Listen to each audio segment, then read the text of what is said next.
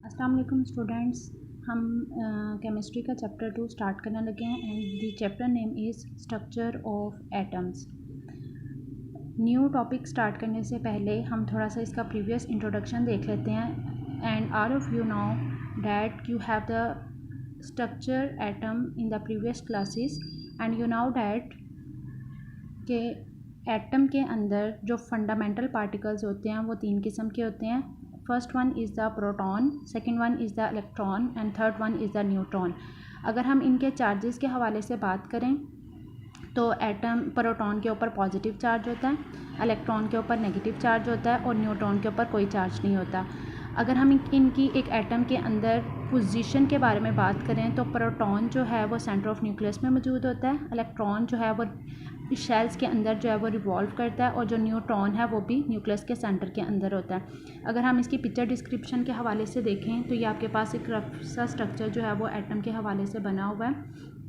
इसके अंदर ये जो आपके पास जो है वो सेंटर के अंदर जिसके ऊपर पॉजिटिव चार्ज है ये आपके पास न्यूक्लियस है, और ये जो स्फीयर्स जो है वो सर्कल की फॉर्म के अंदर बने हुए हैं ये आपके पास शेल्स हैं, और इनके अंदर ये जो स्मॉल सर्कल्स हैं ये आपके पास इलेक्ट्रॉन्स को रिप्रेजेंट कर रहे हैं। तो इन इलेक्ट्रॉन्स के ऊपर नेगेटिव चार्ज होगा। इस सेंटर के अंदर प्रोटॉन और न्यूट्रॉन दोनों ही मौजूद है जिसके ऊपर पॉजिटिव चार्ज होगा। अब ये वाला जो स्ट्रक्चर है ये आपके पास एटम का आज का स्ट्रक्चर है। अगर हम इन स्ट्रक्चर्स की पूरी हिस्ट्री के बारे में देखें तो हमें ये पता चलता है कि जो एटम का मौजूदा स्ट्रक्चर है, जो आज का स्ट्रक्चर है, जिसके ऊपर हम यकीन रख रहे हैं कि आपके पास सेंटर के अंदर जो है वो न्यूक्लियस है और इलेक्ट्रॉन्स जो हैं वो रिवॉल्व कर रहे होते हैं शेल्स के अंदर, ये स्टार्ट का स्ट्रक्चर बिल्कुल ऐसा ही नहीं था। अब इस स्ट्रक्चर तक पहुंचने के लिए डिफरेंट साइंटिस्ट ने वर्क किया और हम इनकी थोड़ी थोड़ी हिस्ट्री के बारे में देखेंगे और हमें ये भी देखेंगे कि कौन कौन से साइंटिस्ट ने इसके ऊपर जो है वो वर्क किया। तो आपके पास जो है जिन साइंटिस्ट ने इसके ऊपर वर्क किया उनके अंदर गोल्डस्टाइन आ जाता है, जे थॉमसन आ जाता है, रुदरफोर्ड आ जाता है, बोहर आ जाता है, और the most important one is the Democritus. ठीक है, और आपने यहाँ पे डेमोक्राइटस के बारे में जो इसने एटम का जो डेफिनेशन दी थी, एटम के हवाले से उसने बात की थी, तो ये आपके पास जो है वो एंशियंट ग्रीक फिलोसोफर साइंटिस्ट था जिसका नाम डेमोक्राइटस था। उसने ये बताया था कि दुनिया के अंदर हर चीज़ जो है वो आपके पास मैटर से मिलकर बनी हुई है। अब ये जो मैटर है, ये मैटर खुद इतना छोटा पार्टिकल है जिसको हम फर्दर जो है वो डिवाइड नहीं कर सकते। ये पहले ही छोटा पार्टिकल है, इसको हम मज़ीद छोटे पार्टिकल के अंदर डिवाइड नहीं कर सकते। उसने इसको एटम का नाम दिया था। अब बात यह है कि उसने इसको वर्ड एटम का नेम ही क्यों दिया था। जो एटम का वर्ड है it was actually derived from the word atomos, and atomos meaning was indivisible, क्योंकि एटम जो है वो फर्दर डिवाइड नहीं हो रहा था और एटम का जो वर्ड एटोमस से निकला था इसका मतलब भी यही था कि वो हम उसको फर्दर डिवाइड नहीं कर सकते। डैट्स एक्चुअली नाउ डैट कि एटम, हमने इसको एटम कहना स्टार्ट कर दिया क्योंकि उस पार्टिकल को भी हम फर्दर डिवाइड नहीं कर सकते थे। अब यहाँ पे आप लोगों ने इसकी डेफिनेशन जो है वो राइट करनी है, आप लोगों ने इसकी डेफिनेशन को लर्न करना है।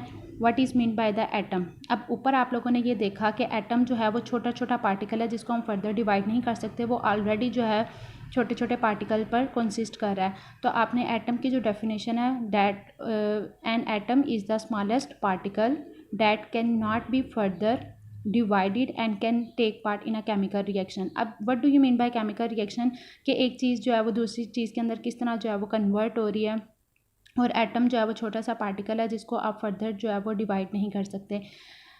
अब यहाँ पे अगर आप बात करो तो यहाँ ये जो 19वीं सेंचुरी तक जो है वो डेमोक्राइटस की जो डेफिनेशन थी एटम, उसके बारे में यकीन रखा जाता था। मतलब लोग ट्रस्ट करते थे कि ऐसा ही है कि एटम जो है वो छोटा सा पार्टिकल है जिसको हम फर्दर डिवाइड नहीं कर सकते।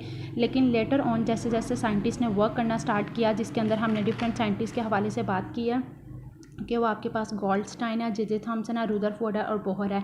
जब उन्होंने 20वीं सेंचुरी के अंदर ये जो पीछे वाली आपने बात पढ़ी है ये आपके पास जो है वो 19वीं सेंचुरी के स्टार्ट तक की थी।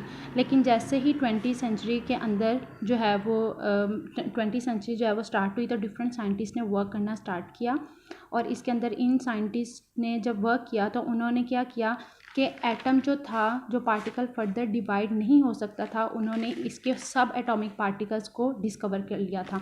अब सब एटॉमिक या फंडामेंटल पार्टिकल्स कौन से होते हैं? वही चीज़ जिससे एक एटम जो है वो मिलके बना होता है। अब एटम के बनने के हवाले से अगर हम बात करें तो हमें यही पता चलता है कि एटम जो है वो किन किन चीज़ों से मिलके बना हुआ है। उनके अंदर प्रोटॉन्स आ जाते हैं, इलेक्ट्रॉन्स आ जाते हैं, न्यूट्रॉन्स आ जाते हैं, और जो ऑलरेडी हम डिस्कस कर चुके हैं कि इसके ऊपर पॉजिटिव चार्ज और इलेक्ट्रॉन के ऊपर नेगेटिव चार्ज और न्यूट्रॉन के ऊपर नो चार्ज। लेकिन इनकी पोजीशन के हवाले से फर्दर लेटर ऑन जो है हम एक्सपेरिमेंट्स के अंदर देखेंगे कि ये पार्टिकल्स जो हैं वो किस ने कैसे डिस्कवर किए, और इनकी पोजीशन के बारे में हम बात करेंगे।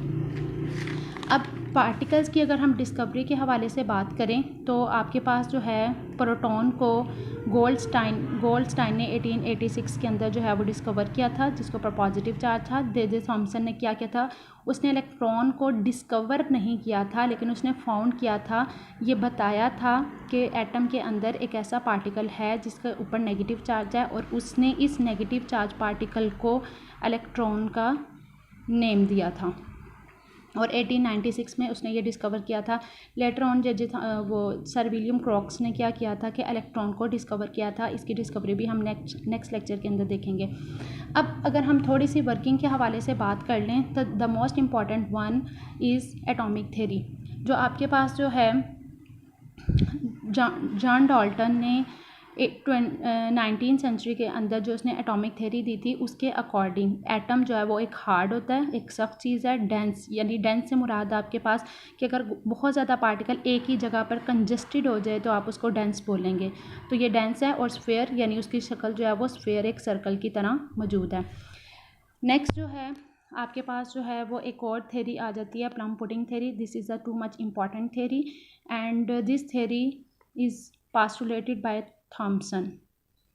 ये थॉमसन ने ये थ्योरी जो है वो उसको रिप्रेजेंट किया था। उसके अकॉर्डिंग ये है, he postulate that atom were solid structure of positively charge with tiny negatively particle stuck inside.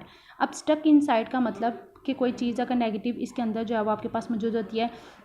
You just take an example of the watermelon.